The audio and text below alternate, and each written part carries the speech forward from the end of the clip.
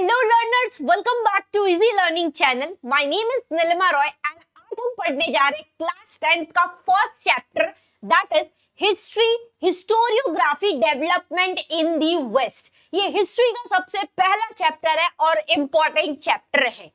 मैं चाहती हूँ कि आप लोग इस चैनल पे अभी तक अगर सब्सक्राइब नहीं किए हो तो सब्सक्राइब कर लो। ये वीडियो का टारगेट है कि 10,000 लाइक्स होने चाहिए।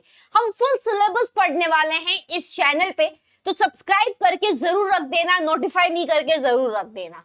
चलो अब हम सबसे पहले स्टार्ट करने जा रहे हैं हमारा first chapter, that is the historiography development in the west. अब इस चैप्टर को थोड़ा अगर ध्यान से अभी अगर समझोगे तो कॉन्सेप्ट्स आपके पूरे हो जाएंगे क्लियर। मैं ऑल्सो बीच बीच में बताऊंगी कि कौन से टॉपिक्स इंपॉर्टेंट है एंड एक सरप्राइज भी है बीच में, ध्यान रखना। चलो सबसे पहले हम बात करने जा रहे हैं first chapter, historiography development in the west. Historiography क्या होता है वो मैं आपको आगे बताऊंगी। सबसे पहले हम कॉन्सेप्ट क्लियर करते हैं इन दी वेस्ट। यहाँ पे वेस्ट का मतलब क्या है, what do you mean by west? क्या समझते हो वेस्ट पार्ट से? कि इंडिया के वेस्टर्न पार्ट के बारे में बात किया जा रहा है? तो नहीं, ये हमारे, आपने ज्योग्राफी में पढ़ा होगा 4 type of hemisphere, northern hemisphere, southern hemisphere, eastern hemisphere, western hemisphere. तो यहाँ पे हम बात कर रहे हैं हमारे वेस्टर्न हेमिस्फीयर की। फॉर एग्जाम्पल जैसे जर्मन हो गए, जर्मनी हो गया, फ्रांस हो गया, इटली हो गया, नॉर्थ अमेरिकन पार्ट हो गए, ऑस्ट्रेलिया हो गया। ये सब किस में आता है? आपका वेस्टर्न पार्ट में आता है।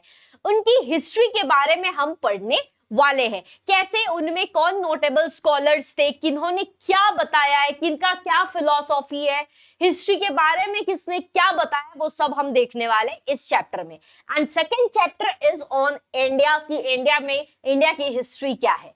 चलो ये चैप्टर में हम जो चीजें देखने वाले हैं, we are going to learn that is first one is the tradition of the historiography. क्या है हिस्टोरियोग्राफी का tradition? What is tradition? Tradition मतलब तुम्हें क्या समझ में आता है? तो परंपरा, प्रथा जो चलते हुए आ रही है। तो यहाँ पे हम देखने वाले ट्रेडिशन ऑफ हिस्टोरियोग्राफी, किस तरीके से हिस्ट्री को बताया जा रहा है in the, that is what is the traditions to explain the history, या फिर हिस्ट्री को लिखने का प्रथा क्या है, परंपरा क्या है, वो सारी चीजें। ठीक है, उसके बाद हम देखने वाले हैं second topic, that is modern historiography. किस तरीके से मॉडर्न हिस्टोरियोग्राफी लिखा गया था, क्या समझाया गया था उसमें।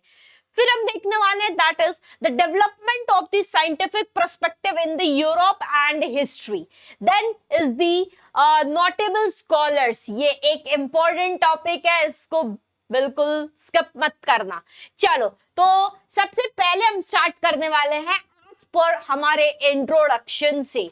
What is historiography? उससे पहले थोड़ा सा हिस्ट्री के बारे में समझो।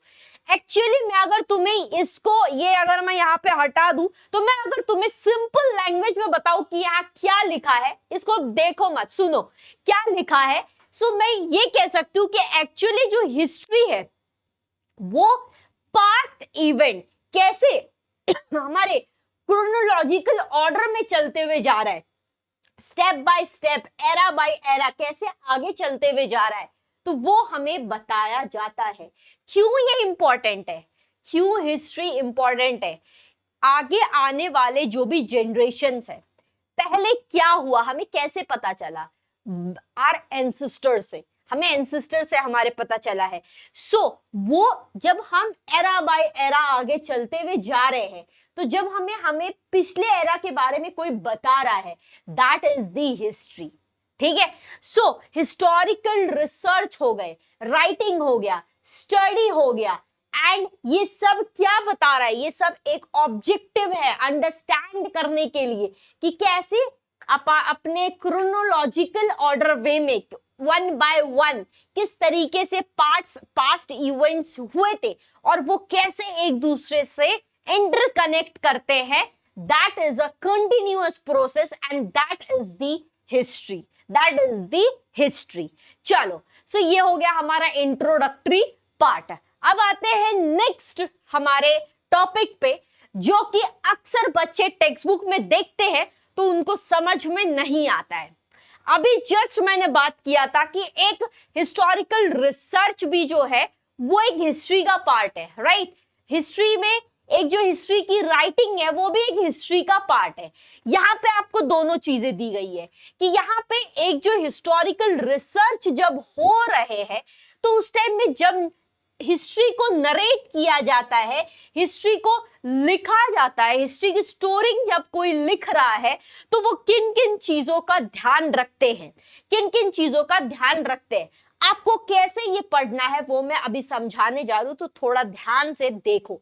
सबसे पहले हिस्ट्री को समझने के लिए सोर्सेस समझो कि सोर्सेस क्या नीडेड है। What are the different type of sources, 8th class में पढ़े थे, 9th में पढ़े थे।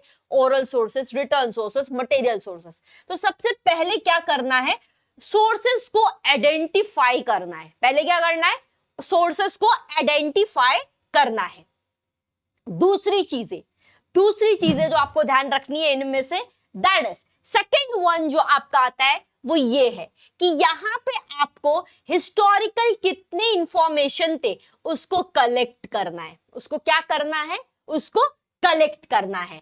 ऑल्सो किस टाइम पे हिस्ट्री का ट्रांजिशन हुआ है, कब चेंजेस हुआ है, किस टाइम पे हुआ है, क्या ऐसा हुआ था जो चेंज हुआ है, वो आपको नोट करना है। तीसरा, आपको यहां पे कंपैरेटिव एनालिसिस करना है कि पहले क्या था, जब चेंज हो रहा था उस टाइम में, ये दोनों के बीच का कंपैरिजन आपको निकालना है। एक कंपैरेटिव एनालिसिस होना चाहिए।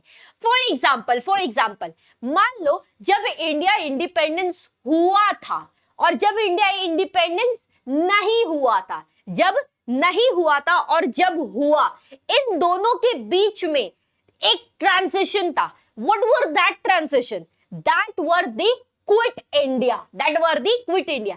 कि अब बोल दिया गया कि अब यहां से इंडिया क्विट करता है और इंडिया को चाहिए इंडिपेंडेंस, राइट? तो वहां से वो जो क्विट इंडिया था वो एक ट्रांजिशन फेज था। तो यहां पे हम कह सकते हैं कि पहले हिस्टोरिकल इंफॉर्मेशन निकालो, उसमें हाईलाइट करो कि क्या था process before and the after, उसको अच्छी तरीके से कंपेयर करो। ठीक है, तो ये हो गया आपका दूसरी टिप। तीसरी जो आपको याद रखनी है, that is third one is examine आपको करना है जो भी हिस्टोरिकल इंफॉर्मेशन आपको मिली है वो सत्य है या नहीं है, या फिर अगर वो सत्य है तो किन बेसिस पे सत्य है। अगर मान लो यहाँ पे क्विट इंडिया आया था तो क्विट इंडिया का कहीं ना कहीं कुछ तो पैम्पलेट छपा होगा, कहीं ना कहीं मीडिया में तो आया होगा, कहीं ना कहीं न्यूज़पेपर तो आया होगा। तो वो एक आपका हिस्टोरिकल इंफॉर्मेशन है। That is the fact, that is a relevant. ठीक है, रेलेवेंट इस तरीके से एग्जामिन हुआ है। ये थर्ड हो गया। थर्ड होने के बाद, तीसरा होने के बाद यहां पे क्या किया जा रहा है, फोर्थ इज दी फॉर्मुलेट करना है relevant question with the view of the historical reference. जो तुम्हें रेफरेंस मिला है, दैट इज पैम्पलेट हो गया या फिर न्यूज़पेपर हो गया या फिर कहीं पे कोई आर्टिकल लिखा है या फिर कहीं पे कुछ नोटिस आया था, वो जो तुम्हें एक रेफरेंस मिला था उसके साथ तुम्हारा एक रेलेवेंट क्वेश्चन होना चाहिए। तुम्हारा एक रेलेवेंट क्वेश्चन, खुद का क्वेश्चंस होने चाहिए। And then comes to fifth में आपको क्या करना है, यहां पे आपको फॉर्मुलेट करना है अपना थीसिस, अपना ओन थीसिस कि आपका क्या मानना है। आपने सोर्सेस देख लिया, आपने कंपैरेटिव कर लिया, ठीक है, एनालाइज कर लिया, कंपैरेटिव एनालिसिस कर लिया।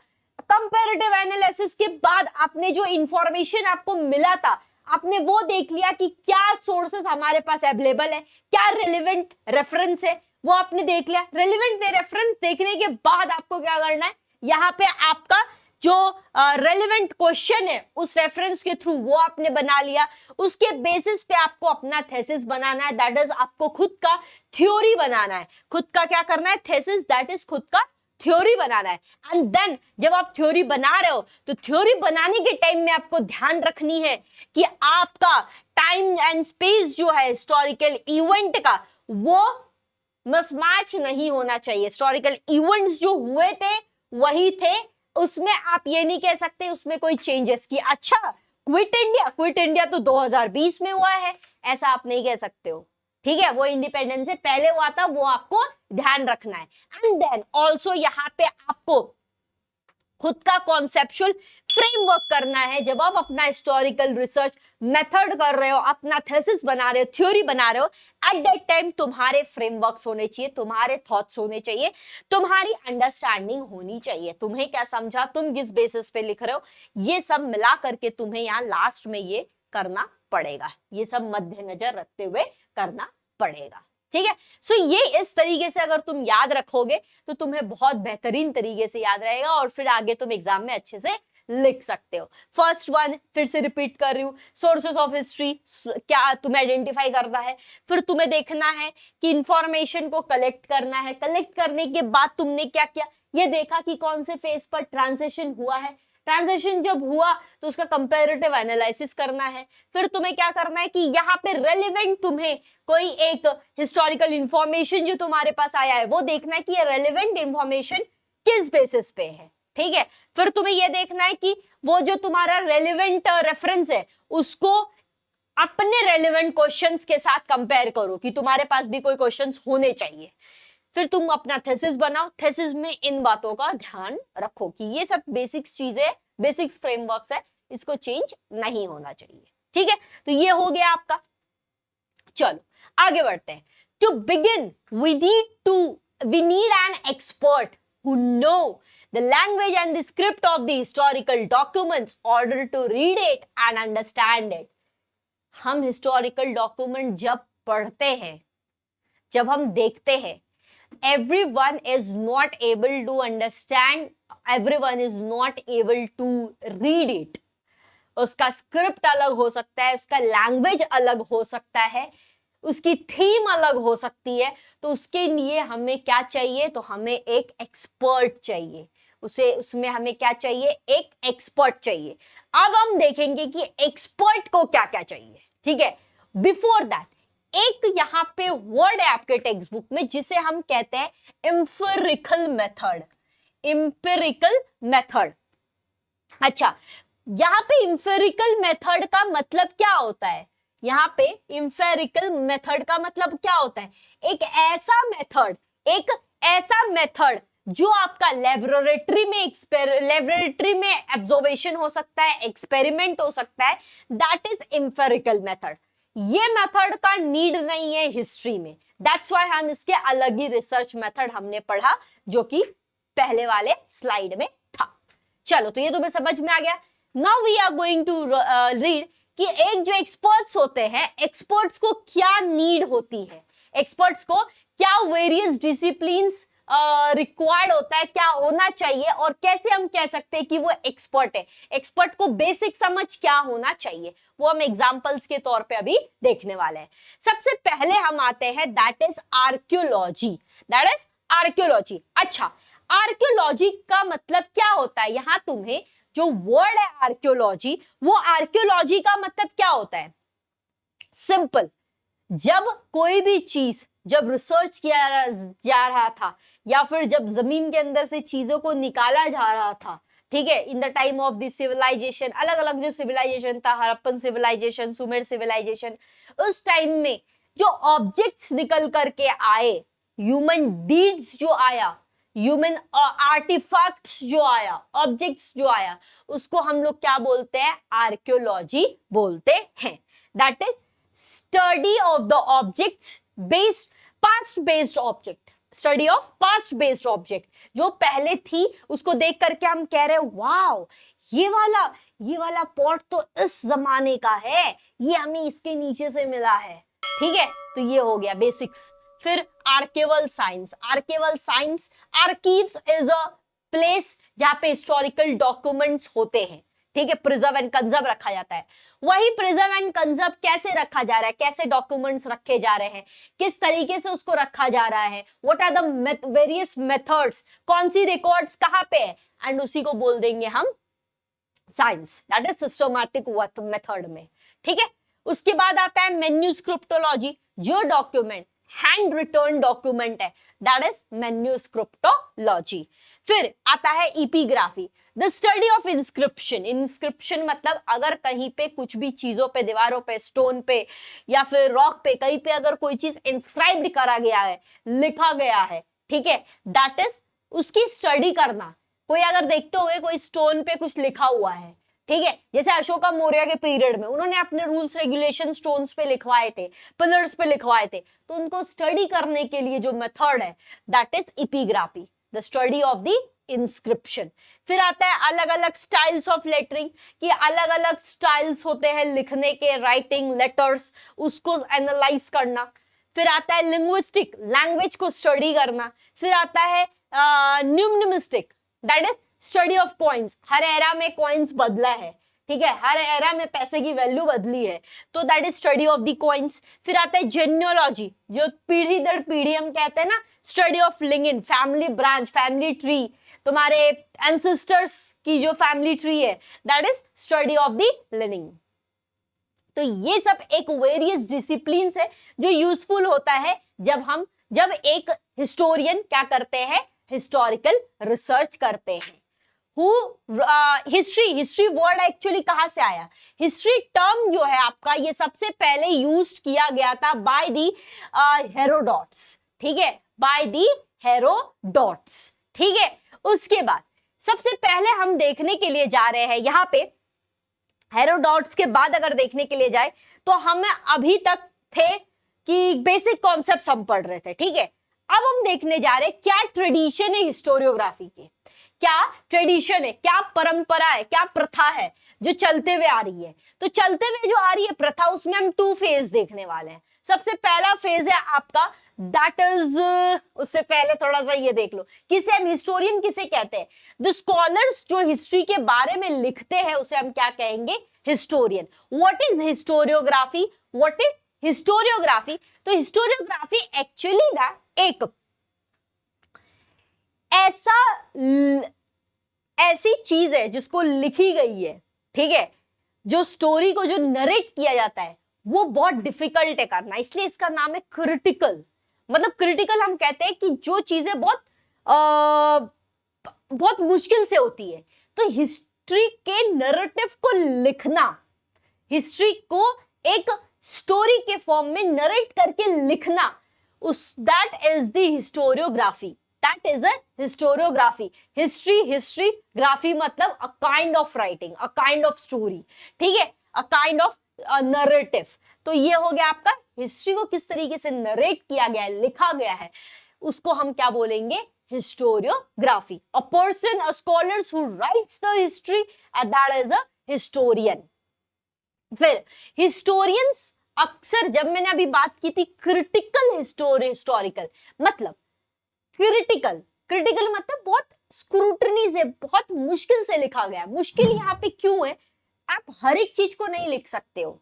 आप अपने डॉक्यूमेंट्स में जब एक हिस्टोरियन कोई लिख रहा है वो हर एक चीज नहीं लिख सकता है, उसको कुछ मॉडिफाई करके भी लिखना पड़ता है कि सामने वाले को इन द 1 सेंटेंस ये सारी बातें समझ में आए। वो हर एक चीज नहीं लिख सकता है, उसके पास भी एक लिमिटेशन है लिखने का। सो इसकी वजह से हिस्टोरियंस हर एक पास्ट इवेंट्स के बारे में नहीं लिख सकता है, बट नहीं इंक्लूड कर सकता है। जो भी चीजें वो इंक्लूड कर रहा है वो बहुत ही क्रिटिकल वे से वो इंक्लूड कर रहा है, ठीक है, इन दी हिस्टोरियोग्राफी। ओके, चलो ट्रेडिशंस ऑफ द हिस्टोरियोग्राफी, जो मैंने बात की 2 फेज के बारे में, 2 फेज के बारे में हम बात करने वाले हैं। सबसे पहला फेज है आपका दैट इज एंशिएंट ट्रेडिशन, ठीक है। दूसरा फेज है आपका that is modern historiography, that is modern tradition, ठीक है।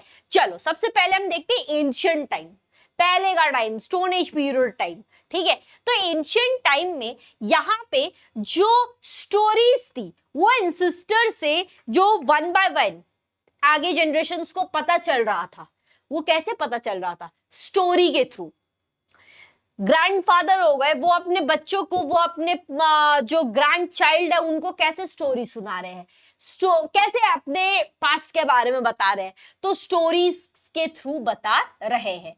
तो अक्सर पहले के जमाने में हिस्ट्री के बारे में जो पता चलता था वो एंसेस्टर से पता चलता था। वो किससे पता चलता था? एंसेस्टर्स। वो अपने आगे आने वाले नेक्स्ट जनरेशन्स को कहानियां सुनाते थे, ठीक है। ऑल्सो सिर्फ कहानियां ही नहीं, पहले के टाइम में जो एंसेस्टर्स थे, एंसेस्टर्स की जो कम्युनिटी थी वो क्या करती थी, स्टोरी टेलिंग ही नहीं, वो कहीं ना कहीं चीजों को आर्टिफैक्ट्स करवाती थी, कुछ चीजों को इंस्क्राइब्ड करवाती थी। तो वेरियस सोर्सेज है जिसके थ्रू नेक्स्ट जनरेशन को हिस्ट्री के बारे में पता चलता था, जैसे कि कार्विंग हो गया, पेंटिंग कार्विंग, फिर हो गया आपका स्टोरी टेलिंग, फिर हो गया सिंग्स गाने के थ्रू, ठीक है, गाने के थ्रू। जैसे आप हनुमान जी के बारे में जानते हो तो कैसे जानते हो, हनुमान चालीसा में तो उनमें उनकी स्टोरी बताई गई है,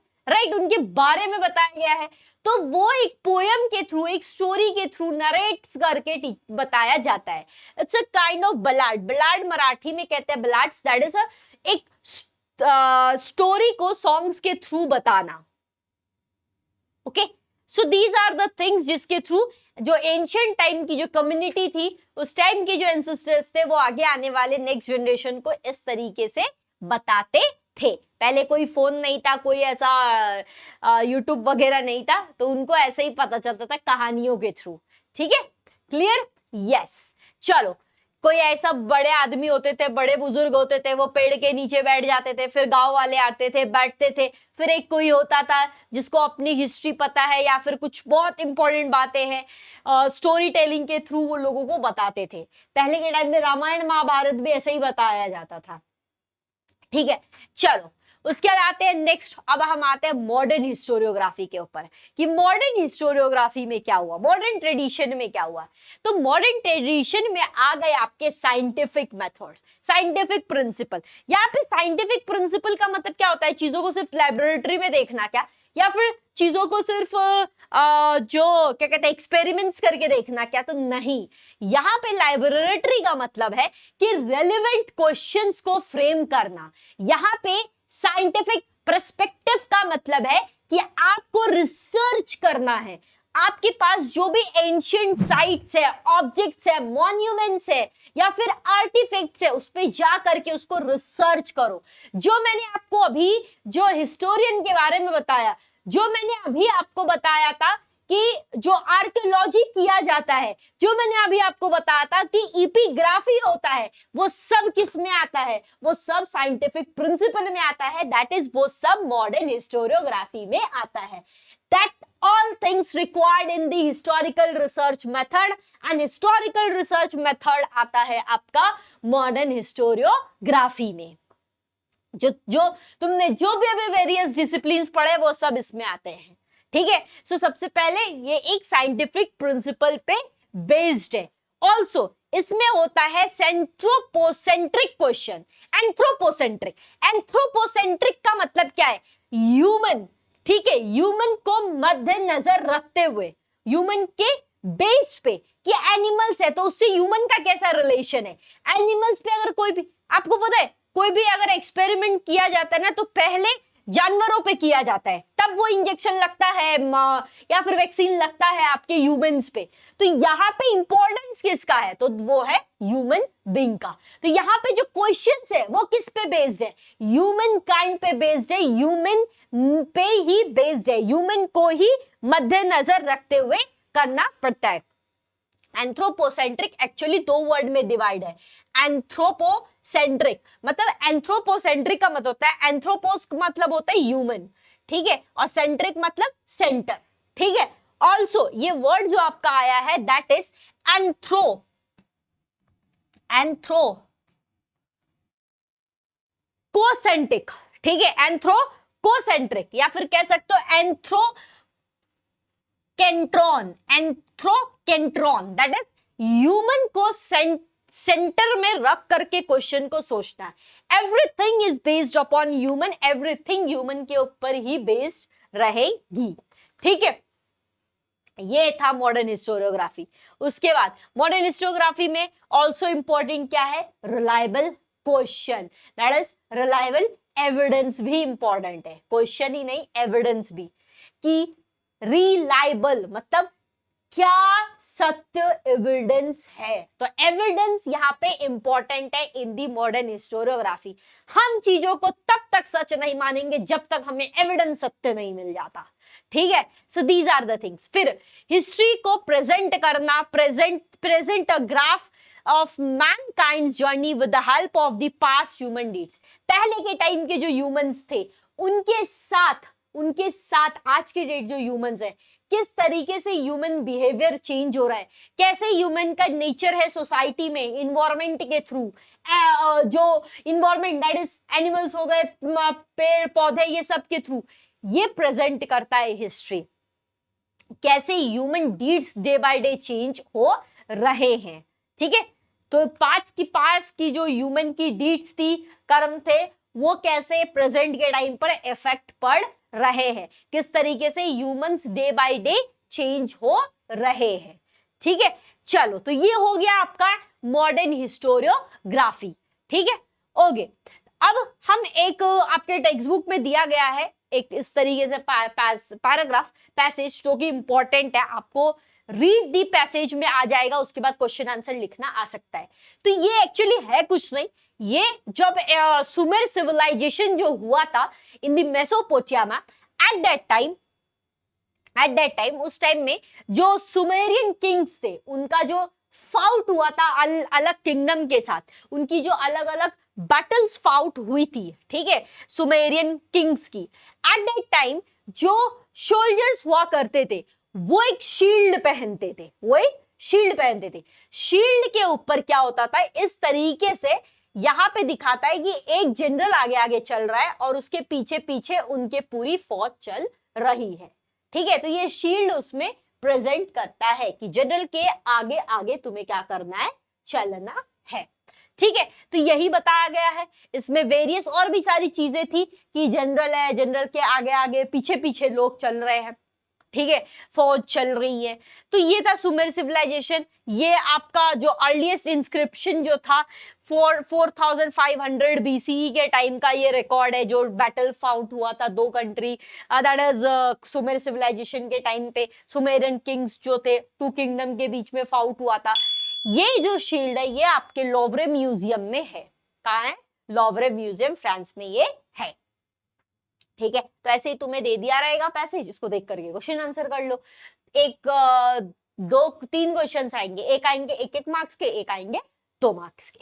चलो, अब हम आते हैं कि जो साइंटिफिक पर्सपेक्टिव जो हमने पढ़ा था उसके बारे में, कि मॉडर्न हिस्टोरियोग्राफी के टाइम में था साइंटिफिक पर्सपेक्टिव, राइट। तो यहाँ पे हम देखने जा रहे हैं कैसे साइंटिफिक पर्सपेक्टिव जो है वो डेवलप हुआ इन द यूरोपियन पार्ट, और किस तरीके से हिस्टोरियोग्राफी हुई, ठीक है, किस तरीके से हिस्टोरियोग्राफी यहाँ पे हुई।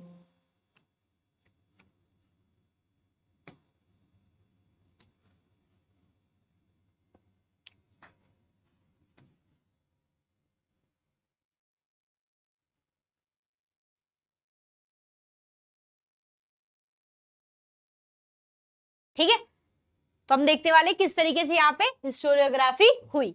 चलो, तो यहाँ पे सबसे पहले बात किया जा रहा है till the 18th century, 18th century CE तक यहाँ पे इन द यूरोप यहाँ पे रिमार्केबल प्रोग्रेस हुआ। किसके फील्ड में? In the field of the philosophy, ठीक है, in the field of philosophy and in the field of science. 18th century तक बहुत प्रोग्रेस हुआ साइंस और फिलोसॉफी के फील्ड में, ऐसा साइंटिफिक पर्सपेक्टिव के डेवलपमेंट में है।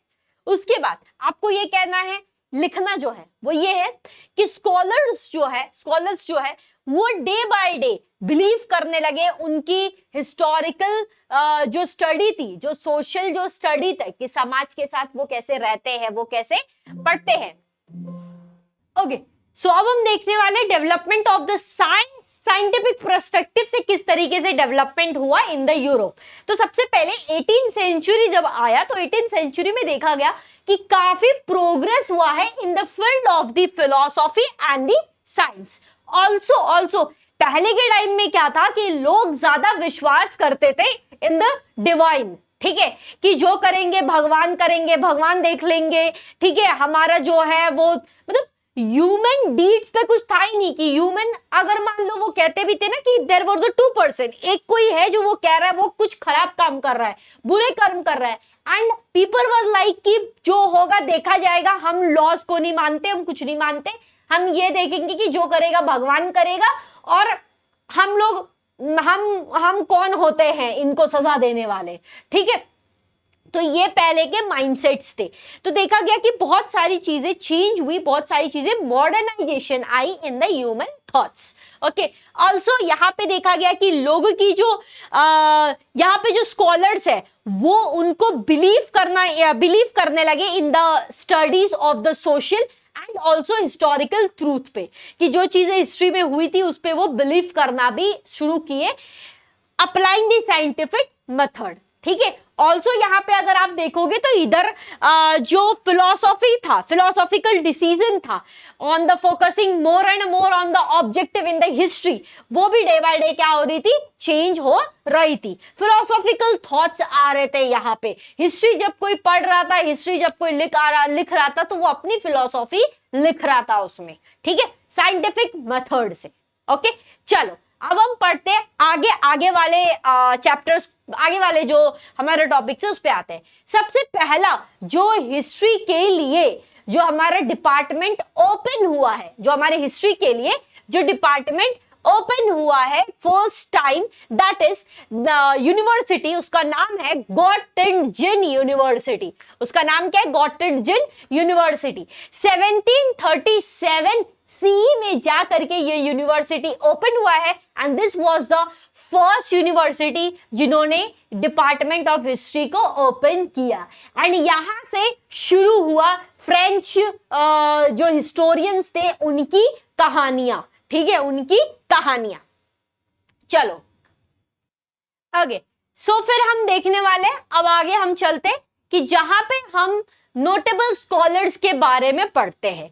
अच्छा, एक उससे पहले एक क्वेश्चंस को हम लोग जरा सा करते हैं, ये आपके लिए सरप्राइज था। That is dash the Greek philosopher used the term history for the first time. कौन थे वो पहले फिलोसोफर जिन्होंने हिस्ट्री को as a first time introduce किया, जो एक ग्रीक वर्ड हिस्ट्री का उन्होंने इंट्रोड्यूस किया, वो कौन थे? नेस्ट्रोडम्स या फिर हिप्पोक्रेट्स या फिर हेरोडोटस या फिर एम्फिडोकल्स? अच्छा, इसका आंसर आपको कहाँ देना है तो कमेंट में देना है, ठीक है। यहाँ पे तुम चैट में लिख दो इसका आंसर ABCD जो भी तुम्हें आता है। चलो next question, dash questions are about the deeds of the members of the ancient human society of a particular period. ABCD जो तुम्हें सही लग रहा है, जो तुमने सुना है वो लिखो। मैन्यूस्क्रिप्टोलॉजी मींस क्या होता है? मैन्यूस्क्रिप्टोलॉजी क्या होता है चैट में बताओ। चलो नेक्स्ट ओके स्टूडेंट्स, अब मैं आप लोग को बताने जा रही हूं जो बच्चे अभी क्लास 10th में हैं और ये वीडियो भी देख रहे हैं उनके लिए है। अभी लॉन्च हुआ है आरंभ 6.0 26-27 का ये बैच है। इस बैच में इस तरीके से हम डाउट क्लियरिंग सेशंस लेते हैं। ऑल्सो इस बैच का जो प्रीवियस ईयर जो रिजल्ट था दैट इज 25-26 का, ये बच्चे जिन्होंने सुपर्ब रिजल्ट स्कोर किया है, मधुरा ने 100% स्कोर किया। Most important, there were the student 71 ऐसे स्टूडेंट्स हैं जिन्होंने अपने स्कूल रिस्पेक्टिव स्कूल्स में फर्स्ट रैंक वो आए हैं। There are the student Saumya 99.8%, Sarvesh 99.2%, Kinjal 98%, Atharva 98%, and also Rehansh 97.8%, Mahindra that is Maninder 97.8%। ये लोगों ने इतना सुपर्ब रिजल्ट स्कोर किया। 201 ऐसे बच्चे जिन्होंने 90 अबव स्कोर किया है, एंड हमारे जो टीचर्स है वो जा करके उनको उनका जो गिफ्ट्स उनको बनता है उनको वो मिला है। So these are the are faculty जो मिल करके आपको सारे सब्जेक्ट्स पढ़ाने वाले हैं। बैच की क्या फैसिलिटीज है, क्या क्या मिलेगा मैम बैच में? तो बैच में आपको यहाँ पे मिलने वाला है दैट इज लाइव क्लास होगा ईच एंड एवरी टॉपिक पे, फुल सिलेबस कंप्लीट होगा, एक्सेस मोबाइल लैपटॉप पीसी किसी पे भी आप ले सकते हो, रिकॉर्डिंग्स आपको each and every live section का मिलेगा। Then is the chapter wise doubt clearing sessions होते हैं, जूम पे होते हैं, ठीक है। उसके अलावा आपको यहाँ पे लाइव रिवीजन होता है, हर एक एग्जाम के पहले लाइव रिवीजन आपको कराया जाता है। पर्सनल मेंटरशिप होगी, टेस्ट सीरीज आपको यहाँ पे मिलेगी प्रैक्टिस करने के लिए, ठीक है। उसके बाद अगर मैं बात करूं तो सब्जेक्टिव टेस्ट जो मैंने आपको बोला, वो सब्जेक्टिव टेस्ट सीरीज में आपको सब्जेक्टिव टेस्ट भी होता है, जो रेगुलर हमारे रेगुलर वीक में टेस्ट होते रहते हैं। सब्जेक्टिव टेस्ट हम लेते हैं, इस तरीके से पेपर्स वगैरह उनको चेक होकर के भी मिलता है। So if you want to join the batch it will be very useful, ठीक है। जो चीजें आपको 10th में पूरी चाहिए वो सब आपको यहाँ पे मिलने वाली है। किस तरीके से आपके डाउट्स क्लियर होंगे? सबसे पहले लाइव क्लास होगा, लाइव क्लास के अंदर भी डाउट्स होते हैं। उसके अलावा एक हमारे पास एआई दोस्त करके है, वो दोस्त भी आपका डाउट सॉल्व करेगा। फोटो लो, डालो, एआई दोस्त आपका सॉल्व कर देगा प्रॉब्लम। फिर 1-to-1 कॉल, टीचर को कॉल करो, डाउट पूछो। डीसीएस डाउट क्लियरिंग सेशंस होते हैं हर एक चैप्टर कंप्लीट होने के बाद। ऑल्सो ये हमारे इंक्वायरी है, जो एजुकेशन काउंसलर है उनके नंबर दिए गए हैं, तो किसी को कोई भी अगर डाउट है, कुछ पूछना है, आपके पेरेंट्स को कुछ पूछना है, कॉल लगाओ, बिंदास पूछो, ठीक है। So if you want to join the batch call on this number and do the inquiry and मिलो बैच में। चलो बैक टू पवेलियन आते हैं, नोटेबल स्कॉलर्स के ऊपर। Notable scholars, what is notable scholars? Notable एक इंपॉर्टेंट स्कॉलर, एक ऐसे पर्सन जिन्होंने कुछ मीनिंगफुल बताया है, जिसे हम हेरोनिक कहते हैं, जिसे हम हीरोज कहते हैं, ठीक है, जिन्होंने कुछ इंपॉर्टेंट बताया है। सो हम यहां देखने वाले हैं नोटेबल स्कॉलर्स जो मॉडर्न हिस्टोरियोग्राफी के बारे में उन्होंने बताया, and also they were the person जिन्होंने कुछ इंपॉर्टेंट ऐड किया है इन द हिस्ट्री, ठीक है। ये सब वेस्टर्न स्कॉलर्स है। चलो आते हैं एक एक करके। सबसे पहले हम देखते हैं जिनका नाम है रेने डेकार्ट्स, ठीक है। ये ईयर अगर याद हो जाए तो बहुत अच्छी बात है। क्या यहाँ पे देखो, ये जो स्कॉलर है ये कहां से है? तो ये फ्रांस से है। इनका बर्थडे कब आता है? 1596, डेथ डे 1650, ठीक है। एक बात बताओ तुम्हें, जिस तरीके से यहाँ पे लिखा है इसी तरीके से अगर तुम एग्जाम में लिख करके आ रहे हो ठीक है, मार्क्स मिल जाएगा। चलो तो यहाँ पे देखो, सबसे पहले रेने डेकार्ट्स। रेने डेकार्ट्स एक फोरमोस्ट स्कॉलर थे, मतलब वन ऑफ द इंपॉर्टेंट, पहला हम कह सकते हैं स्कॉलर थे, जिन्होंने बताया हिस्ट्री के बारे में। इन्होंने बताया था हिस्ट्री के डॉक्यूमेंट्स के बारे में, कि हिस्ट्री का जो डॉक्यूमेंट है उसे पहले अच्छी तरीके से एग्जामिन करो, स्क्रूटनी करो, अच्छी तरीके से देखो क्या ये 100% सच है या नहीं है। अगर वो एक 100% सच डॉक्यूमेंट है तब देन उस पर ट्रस्ट करो, वो डॉक्यूमेंट पे क्या करो? ट्रस्ट करो। इन्होंने बुक लिखा था जिसका नाम है डिस्कोर्स ऑन द मेथड, ठीक है। ऑल्सो इन्होंने जो एक लाइन बताई है वो बहुत इंपॉर्टेंट है, never to accept anything for the true till all the grounds doubts are excluded। तब तक चीजों को सच मत मानो तब जब तक तुम्हारे हर एक जो डाउट्स है वो बाहर ना निकल जाए।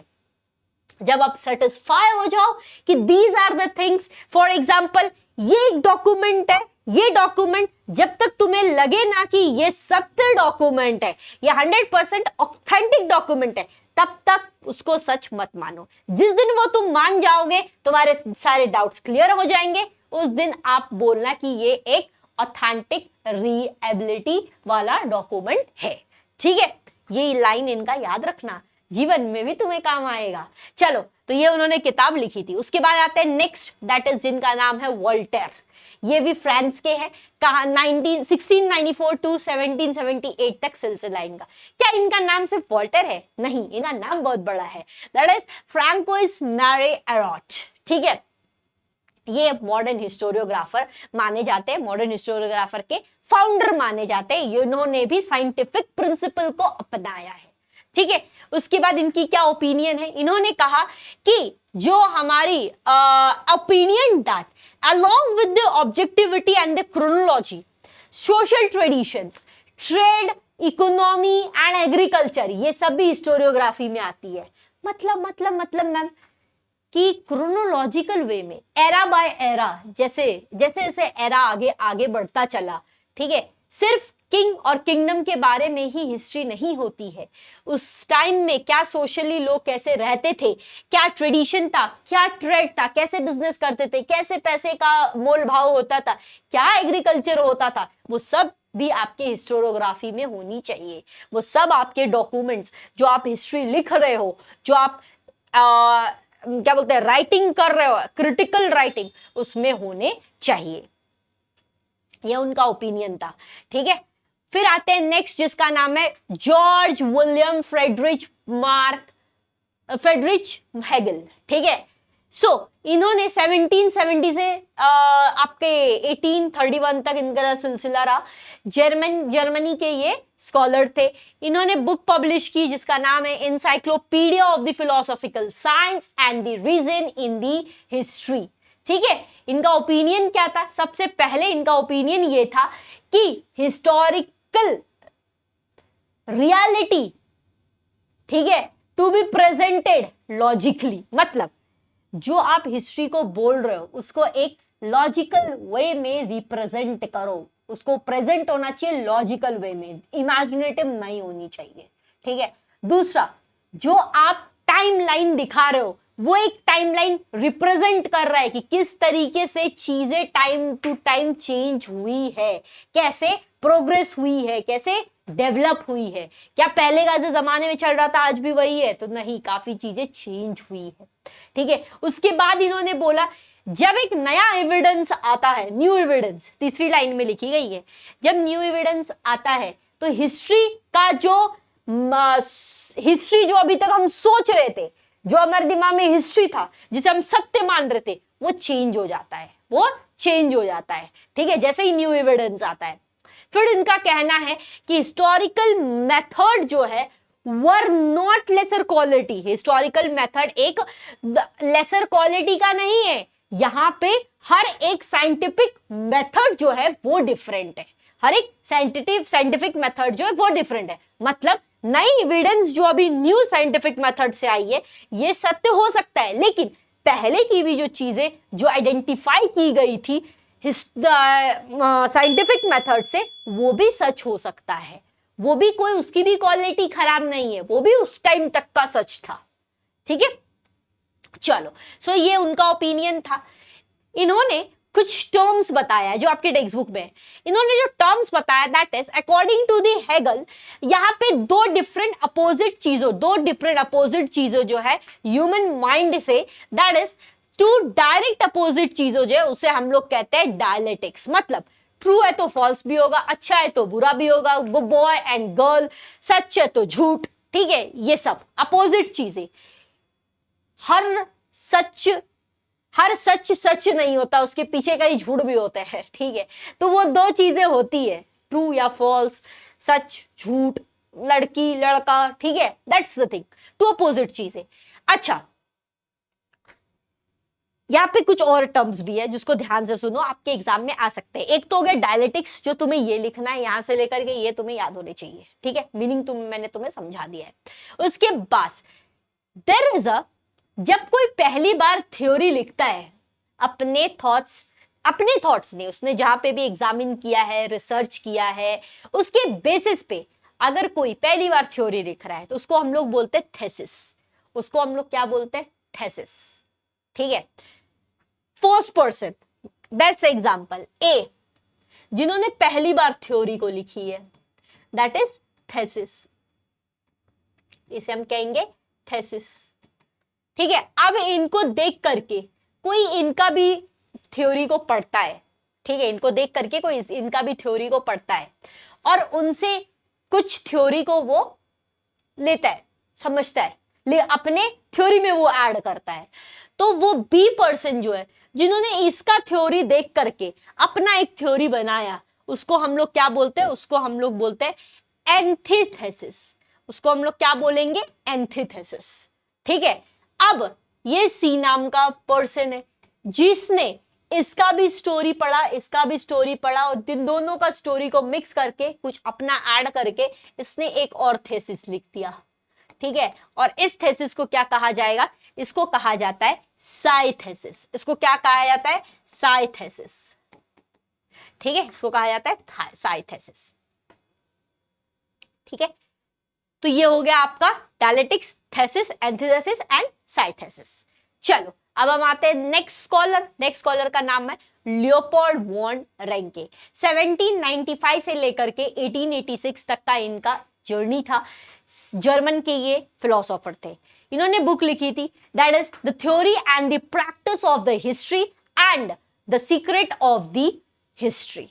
ठीक है, इन्होंने 2 थ्योरी लिखी थी। क्या था इनका ओपिनियन, क्या मानना था इनका?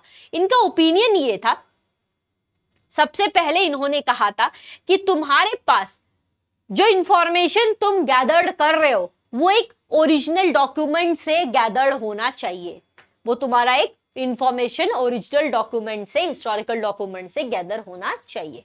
दूसरा, इन्होंने क्रिटिसाइज किया नैरेटिव इमेजिनेटिव स्टोरी को, कि जो इमेजिन करके पहले क्या हुआ था, इतिहास में ऐसा हुआ था, फैक्ट के बेसिस पे नहीं, बस स्टोरी के बेसिस पे कोई बता रहा है, तो उसको इन्होंने क्रिटिसाइज किया। ठीक है, कि कहीं पे भी कोई ओरिजिनल डॉक्यूमेंट में कुछ नहीं लिखा गया है फिर भी कहा जा रहा है, तो उन्होंने उसको क्रिटिसाइज किया। ठीक है, फिर आते हैं नेक्स्ट, जिनका नाम है कार्ल मार्क्स। ये बहुत इंपॉर्टेंट है, आगे चैप्टर्स में भी आएंगे। कार्ल मार्क्स 1880 से लेकर के 1883 तक इनकी जर्नी रही थी एंड ये थे जर्मन के फिलोसोफर। इनका बुक था जिसका नाम है दास कैपिटल। इन्होंने बहुत इंपॉर्टेंट चीजें बताई है, इंपॉर्टेंट चीजें। सबसे पहले इन्होंने बोला कि ह्यूमन का जो रिलेशनशिप है, ठीक है, वो फंडामेंटल नीड्स पे डिपेंड करता है। उनका ओनरशिप जो है वो अक्सर ह्यूमन के रिलेशनशिप पे डिपेंड करता है।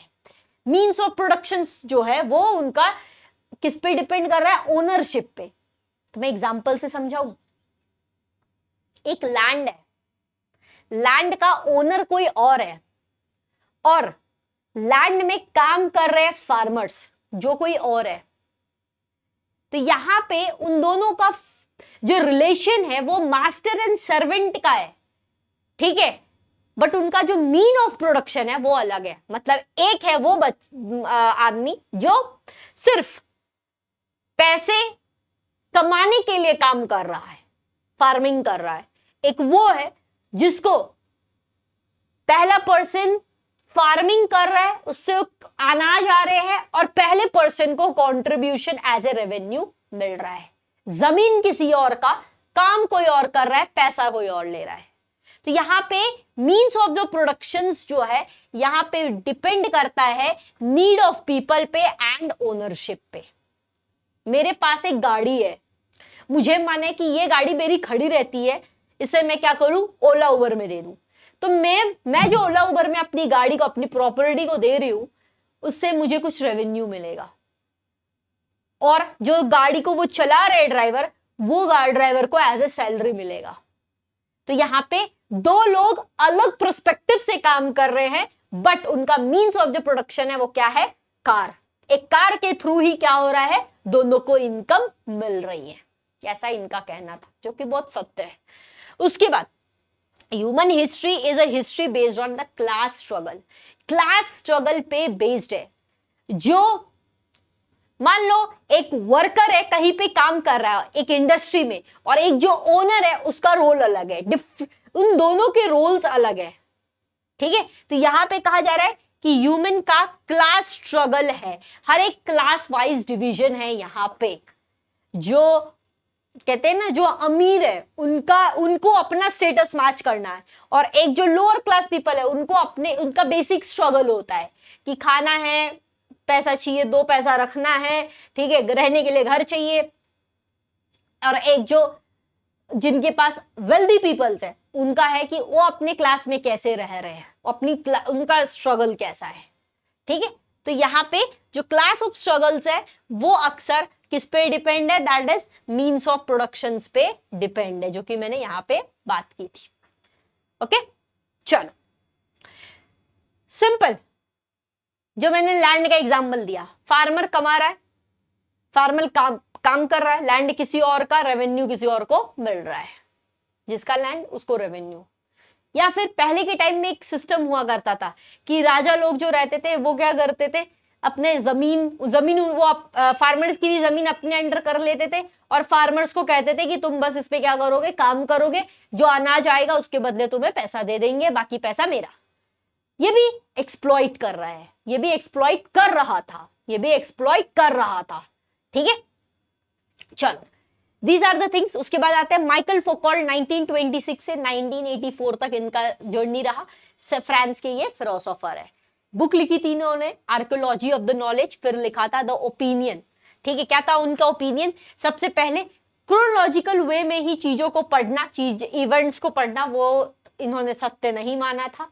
ठीक है, उसके बाद आर्कियोलॉजी जो है does not strive to reach an ultimate historical truth but attempts to explain transition in the past. जो आर्कियोलॉजी है, ठीक है, वो ये नहीं हम कह सकते कि ये बिल्कुल ही सत्य है। ठीक है, जो आर्कियोलॉजी किया जा रहा है, जमीन के अंदर से चीजें निकल रही है, जो ऑब्जेक्ट्स है उसको देख करके हम माने कि यही सत्य था, ऐसा नहीं है। बट ये सब हाउ बता रहा है कि किस तरीके से फेस चेंज हुआ, किस तरीके से, कहां से एरा चेंज हुआ, ये बता रहा है। उसके बाद psychological disorders and also science of medicine या फिर प्रिजनर जो प्रिजन एडमिनिस्ट्रेशन, ये सब भी इंक्लूडेड होता है हिस्टोरिकल एनालिसिस में। ठीक है, फिर आता है आपका anal schools. What is anal schools? Anal school से क्या समझ में आता है? एक एनल स्कूल स्टार्ट हुआ था फ्रांस में। ठीक है, जब फ्रेंच रिवॉल्यूशन हुआ था उस टाइम में कहा गया था कि एट दैट टाइम जो हिस्ट्री का जो डिपार्टमेंट है वो सिर्फ और सिर्फ हिस्ट्री, किंग और किंगडम के बारे में ही नहीं होना चाहिए। ऑल्सो उस टाइम में सोशल लाइफ कैसा है, क्या क्लाइमेट है, क्या ट्रेड है, क्या इकोनॉमी है, वो सब पे भी हिस्ट्री होनी चाहिए। सो ये सब ऐड किया गया था इन दी एनल स्कूल। ठीक है, there were the person Louis, उन्होंने स्टार्ट किया था एनल स्कूल्स को। चलो, तो एनल स्कूल्स ये 20th सेंचुरी में स्टार्ट हुआ था। न्यू स्कूल इसे कहा जाता है। ठीक है, फ्रांस का, और new school historiography school, that is anal school. Anal school में कहा गया कि एनल स्कूल एक न्यू डायरेक्शन देती है हिस्ट्री के राइटिंग को। ऑल्सो एनल स्कूल स्टार्ट किया गया था बाय द फ्रेंच हिस्टोरियंस। ठीक है, ऑल्सो इसमें कहा गया कि एनल स्कूल्स में से political events, kingdom, great leaders, ठीक है, या फिर उस टाइम में जो डिप्लोमेसी होती थी कि कोई एक किसी के ऊपर राज कर रहा है, वो वाली सिस्टम, वो सिर्फ नहीं होना चाहिए, वो सिर्फ हिस्ट्री में ऐड नहीं होना चाहिए, उसके अलावा भी ऐड होना चाहिए। जैसे क्लाइमेट, लोकल पीपल, या फिर एग्रीकल्चर, या फिर ट्रेड, या फिर टेक्नोलॉजी, कैसे टेक्नोलॉजी थी, किस तरीके से कम्युनिकेट करते थे लोग, ये सब भी ऐड होना चाहिए हिस्टोरियोग्राफी में। In the historical narrative writing of the critical analysis, ठीक है, उसमें ये ऐड होना चाहिए। चलो, फिर हम आते हैं नेक्स्ट, जिसका नाम है फेमिनिस्ट हिस्टोरियोग्राफी। फीमेल के ऊपर हिस्टोरियोग्राफी, किसी ने फीमेल के ऊपर लिखा है। तो फीमेल के ऊपर जो लिखा गया था वो एस्टेब्लिश हुआ था। ठीक है, वो एज ए रिस्ट्रक्चर किया गया था हिस्ट्री को वुमेन के पर्सपेक्टिव से। ठीक है, एंड जिन्होंने लिखा था जो उनका नाम है सिमोने दे ब्यूवर, ये एक राइटर थे, उन्होंने लिखा था। ठीक है, फंडामेंटल ऑफ फेमिनिज्म इन्होंने एस्टेब्लिश किया कि फीमेल के ऊपर, फीमेल का क्या फंडामेंटल राइट्स है वो इन्होंने एस्टेब्लिश किया। फीमेल के ऊपर सवाल जवाब इन्होंने एस्टेब्लिश किया कि वुमेन को एम्प्लॉयमेंट मिलना चाहिए, उनका रोल क्या है ट्रेड यूनियन में, किस तरीके से वो इंस्टीट्यूट में काम करे, कैसा उनका लाइफ होनी चाहिए, फैमिली में उनकी क्या इंपॉर्टेंस होनी चाहिए, उनका क्या सोसाइटी में पर्सपेक्टिव है, वो सब इन्होंने सवाल जवाब किया, इन्होंने लिखा। ठीक है, सिमोने दे ब्यूवर। ठीक है, also historical writing after the 1990 के बाद चेंज हुआ काफी चीजें, क्योंकि सोशल इंडिपेंडेंट सिस्टम आया। ठीक है, ग्लोबलाइजेशन आई, तो यहां से वुमेन की राइट्स और इंपॉर्टेंट हुई, इंपॉर्टेंस दिया गया।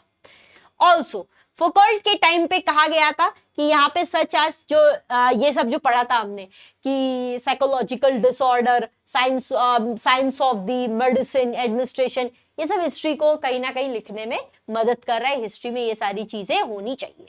हिस्ट्री के बारे में सिर्फ और सिर्फ लिखना ही नहीं, बाद में लोग क्या करने लगे, टीवी वगैरह सब में भी देखने लगे। जैसे हिस्ट्री के बारे में लोगों को पता कैसे चला, लिटरेचर से पता चलता है, आर्किटेक्ट से पता चलता है, स्कल्पचर से पता चलता है, ऑल्सो ड्राइंग से पता चलता है, पेंटिंग्स के थ्रू, डांस के थ्रू, म्यूजिक के थ्रू, फिल्म, टेलीविजन, ये सब के थ्रू हिस्ट्री के बारे में डे बाय डे लोगों को पता चल रहा है। आजकल तो बहुत सारे ऐसे ऑटोबायोग्राफी मूवीज वगैरह आते हैं, ठीक है, जिसके थ्रू हिस्ट्री के बारे में पता चल रहा है।